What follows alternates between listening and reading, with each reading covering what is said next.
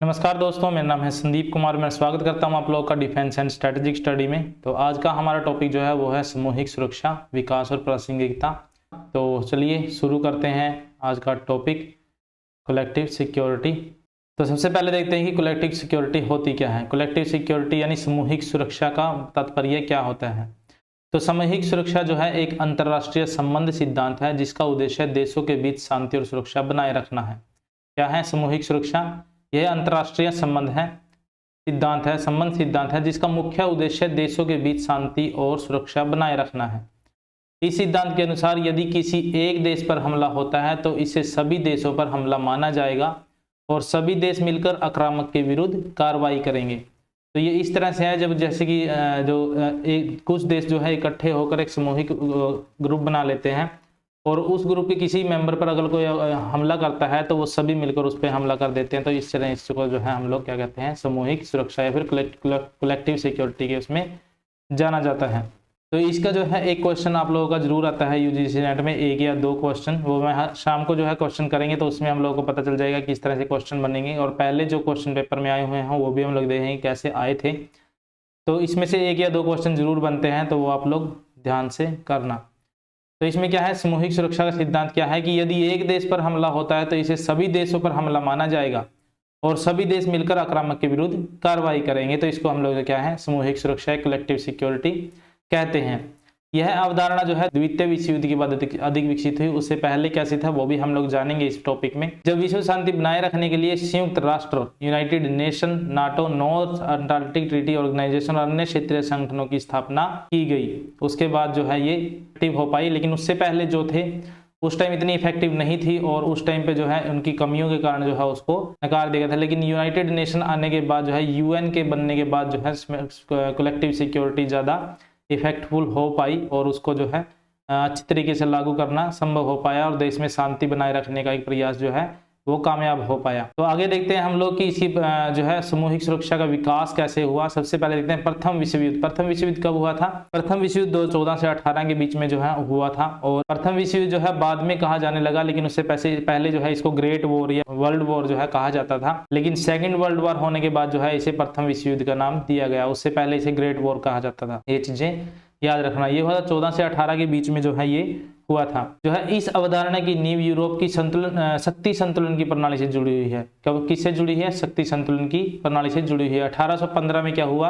Vienna Congress के माध्यम से 1815 में वियना कांग्रेस बनी थी और उसके बाद जो है इसके माध्यम से जो है यूरोपीय शक्तियों ने आपसी संतुलन बनाए रखने का प्रयास किया, लेकिन व्यवस्था संघर्षों को रोकने में असफल रही। जो वियना कांग्रेस बनी थी 1815 में, ये जो है विश्व शांति जो है बनाए रखने के लिए, यूरोपीय उसमें शक्ति संतुलन बनाए रखने के लिए बनाई गई थी, लेकिन ये इसका भी जो है संघर्षों के कारण जो है ये विफल हो गई। और इससे आगे देखते हैं हम लोग कब हुआ। जब 14 से 18 में प्रथम विश्व युद्ध हुआ था, उसके बाद की बात है जब ये बीच में हो रहा था, तो उस टाइम पे क्या बनाया गया था? लीग ऑफ नेशन बनाया गया था। लीग ऑफ नेशन क्या था? राष्ट्रों का एक संघ था जिसके तहत जो है विश्व में शांति स्थापित करने का प्रयास किया गया था। प्रथम विश्व युद्ध की तबाही के बाद 1920 में लीग ऑफ नेशन की स्थापना हुई। कब स्थापना हुई थी? 1920 में। ये याद रखना आप लोगों को, लीग ऑफ नेशन की स्थापना जो है 1920 में की गई थी। और इसका उद्देश्य क्या था? इसका उद्देश्य था किसी भी आक्रामक राष्ट्र को रोकने के लिए सामूहिक प्रतिबंध, सैन्य हस्तक्षेप का उपयोग करना। इसका मुख्य उद्देश्य यही था कि जो भी आक्रामक देश होगा,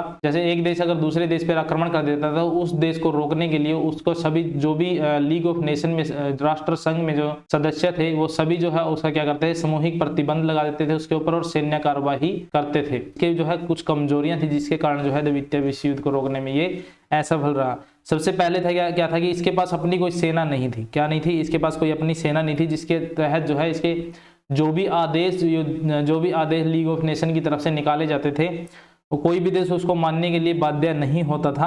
तो इसीलिए जो है ये इसकी एक कमजोरी थी। दूसरी कमजोरी ये थी कि इसके अंदर यूएसए और रसिया या फिर जर्मनी जैसे बड़े देश इसमें शामिल नहीं थे, जिसकी वजह से भी जो है ये फेल हो गया। इसके बाद अगला देखते हैं हम लोग कि द्वितीय विश्व युद्ध के बाद जो है 1945 वर्तमान संयुक्त राष्ट्र नाटो की भूमिका। इसमें हम लोग देखेंगे कि संयुक्त राष्ट्र नाटो की भूमिका कैसी थी। 1945 में यूएन की स्थापना हुई थी। 1945 में संयुक्त राष्ट्र संघ जो था उसकी स्थापना 1945 में की गई थी। वो मैंने आप लोगों को पहले ही बताया था क्वेश्चन पेपर में कब हुई थी 1945 में।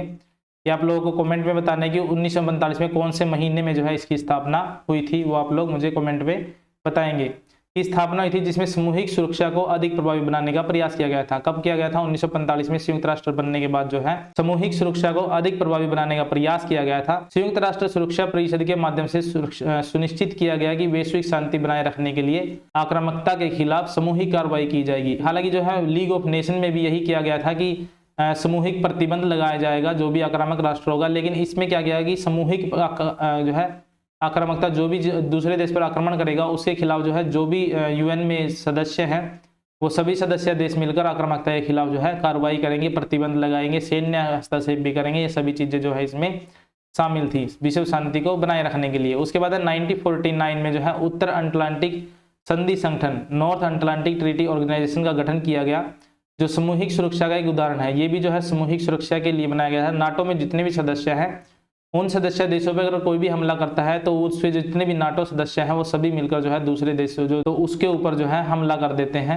और जो है उसका बहुत बुरा हाल करते हैं। यह सैन्य गठबंधन किसी भी सदस्य देश पर हमले की स्थिति में संयुक्त प्रतिक्रिया देने के लिए बनाया गया था। इसके आगे हम देखते हैं कि सामूहिक सुरक्षा के प्रमुख सिद्धांत कौन कौन सी हैं। ये जो हम सिद्धांत के बारे में जानेंगे। सामूहिक रक्षा। सामूहिक रक्षा क्या है कि किसी भी देश पर हमला होने पर सभी सदस्य देश मिलकर उसकी रक्षा करेंगे। अगर एक देश पर हमला होता है सभी देश मिलकर उस देश पर हमला करेंगे और जिस देश पर हमला किया गया है उस देश को बचाने का प्रयास करेंगे। बाकायदा वो जो है सामूहिक सुरक्षा यानी किसी भी एक सामूहिक सुरक्षा में शामिल होना चाहिए। अगर वो शामिल नहीं है तो फिर ऐसा कदम नहीं उठाया जाता। उसके बाद है सामूहिक दंडात्मक कार्रवाई। सामूहिक दंडात्मक कार्रवाई क्या है कि आक्रामक राष्ट्र के विरुद्ध प्रतिबंध, आक्रामक राष्ट्र जो भी आक्रामक राष्ट्र होगा उसके खिलाफ जो है प्रतिबंध लगाए जाएंगे, आर्थिक कार्रवाई की जाएगी और सैन्य हस्तक्षेप भी इसके अंदर किया जाएगा, जिसके तहत जो है आक्रामक राष्ट्र को रोका जा सकता है। इसके बाद है संपूर्ण संप्रभुता का सम्मान। सभी देशों की जितने भी जो है इन गठबंधनों में जो भी हैं उन सभी देशों की स्वतंत्रता और अखंडता को बनाए रखने का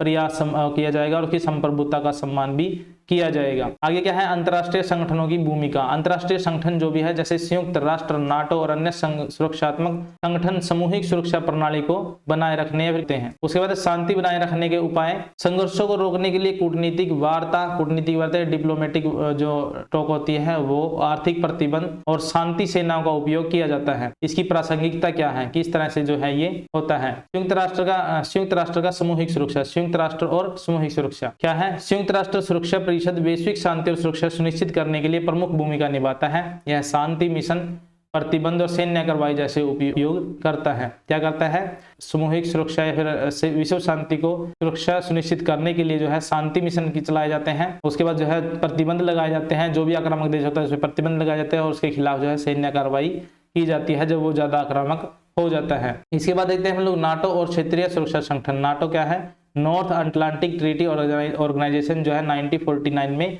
बनाया गया था। इसके जो अनुच्छेद 5 के अनुसार यदि किसी देश पर हमला होता है तो सभी देश सदस्य देशों पर हमला माना जाएगा। यह सामूहिक सुरक्षा की अवधारणा का स्पष्ट उदाहरण है। इसके अलावा आसियान, अफ्रीकन यूनियन, एससीओ जैसे संगठन भी क्षेत्रीय स्तर पर सामूहिक सुरक्षा से संबंध सिद्धांतों का पालन करते हैं।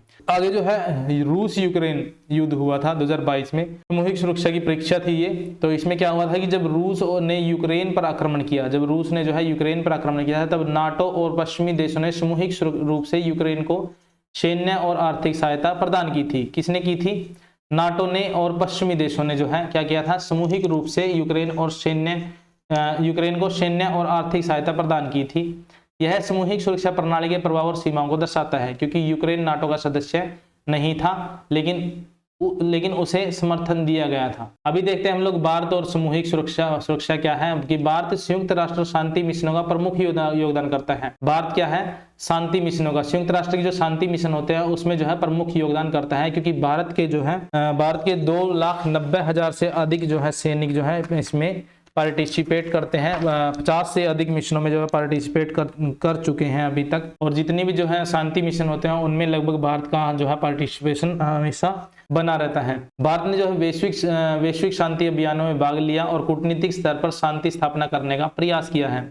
आज तक जितने भी युद्ध हैं भारत ने सभी में जो है शांति स्थापित करने का प्रयास किया है। उनके बीच में जो है कूटनीतिक वार्ताएं की हैं और जो बीच में मध्यस्थता करने में भी काफी जो है योगदान किया है। हालांकि भारत की विदेश नीति जो क्या है? रणनीतिक स्वायत्ता, स्ट्रेटेजिक ऑटोनॉमी पर आधारित है, जिसके तहत वो किसी भी सैन्य गठबंधन का पूर्ण रूप से हिस्सा नहीं बन सकता। क्या नहीं बन सकता? पूर्ण रूप से हिस्सा नहीं बन सकता। वो सिर्फ आंशिक रूप से किसी जो है गठबंधन है उसका हिस्सा बन सकता है, लेकिन पूर्ण रूप से उसमें हिस्सा नहीं बन सकता, क्योंकि उसकी जो है रणनीतिक स्वायत्तता की नीति जो है उस यानी कि इसमें बदलाव हो सकता है, जिसकी वजह से जो है वो किसी भी सैन्य गठबंधन का जो है पूर्ण रूप से हिस्सा नहीं बनता है। आगे देखते हैं हम लोग, भारत जो है क्वाड का हिस्सा है। भारत जो है क्या है, क्वाड का हिस्सा है, जिसके तहत जो है भारत चीन को जो है काउंटर कर रहा है।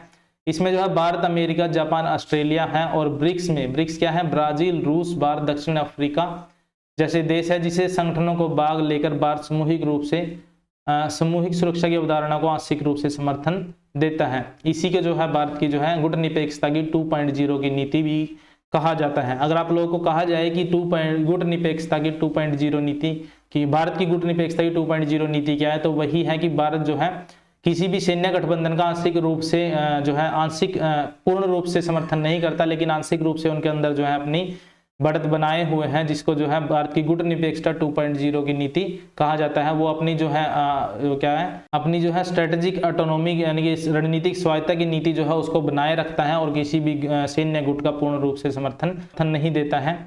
तो इस तरह जो है भारत जो है अपनी जो है नीति बनाए हुए हैं, और जो है इसमें भाग भी बना हुआ है।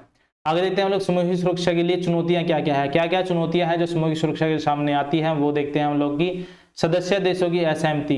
कई बार एक देश सामूहिक कार्रवाई के लिए सहमत नहीं होता, जिससे सुरक्षा प्रणालियां कमजोर हो जाती हैं। शक्तियों का प्रभाव, महाशक्तियों का प्रभाव भी वही है कि सुरक्षा परिषद में वीटो प्रणाली के कारण बड़ी शक्तियां अपने हितों के अनुसार जो है निर्णय लेती थी।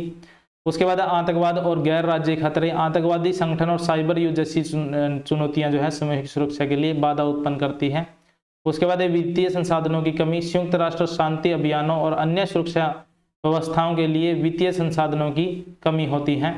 इसके बाद सीमित कार्यवाही की क्षमता, कई बार जो है सुरक्षा परिषद राजनीतिक मतभेदों के कारण निर्णय लेने में असफल हो जाती है, जिससे कि सीरिया संकट और यूक्रेन युद्ध हुआ था। तो इसके बाद देखते हैं हम लोग, अगर आप लोगों को ये चीज सही से समझनी है ना, तो जैसे इसमें दिखा हुआ कि आतंकवादी और साइबर युद्ध, आतंकवादी और साइबर युद्ध जैसी नई चुनौतियां जो है सामूहिक सुरक्षा के लिए क्या है, बाधा उत्पन्न कर सकते हैं। तो इसके लिए जो है अभी मिशन इम्पॉसिबल मूवी आई है हॉलीवुड की, उसके काफ़ी सारे पार्ट भी है, लेकिन अभी जो पार्ट आया उसके अंदर स्पेशल जो है साइबर युद्ध से रिलेटेड जो है साइबर युद्ध से जो कैसे जो है साइबर युद्ध हो सकता है, एआई से रिलेटेड, एआई कैसे जो है इस देश पर कब्जा कर सकता है, जितने भी न्यूक्लियर जो वो है उनको जो है अपने कंट्रोल में कर सकता है, और जिस तरह से जो है युद्ध शुरू कर सकता है, वो सारी चीज़ें उसमें दिखाई गई है। काफ़ी इंटरेस्टिंग लगी मुझे, आप लोग भी जाके देख सकते हैं उसको।